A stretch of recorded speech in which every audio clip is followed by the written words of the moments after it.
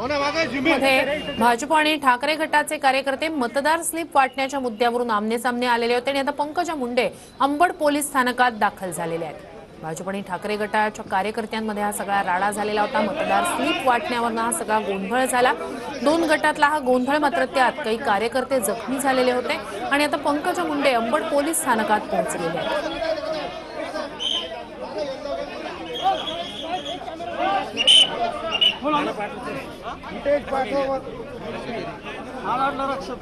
तर नाशिकच्या अंबड पोलीस स्थानकात आता पंकजा मुंडे पोहोचलेले आहेत।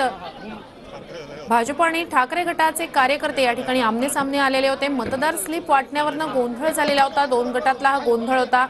मोठ्या संख्येने कार्यकर्ते या ठिकाणी आमने-सामने आलेले होते। जेव्हा सगळा गोंधळ झाला, कार्यकर्ते आमने-सामने आले, तेव्हाची नेमकी काय परिस्थिती होती ती दृश्य आपण टीव्ही स्क्रीनवर उजवीकडे पाहतोय। दुसरीकडे डावीकडचे दृश्य ही अंबड पोलीस स्थानकाबाहेरचे, ज्या ठिकाणी आता सध्या पंकजा मुंडे दाखल झालेले आहेत।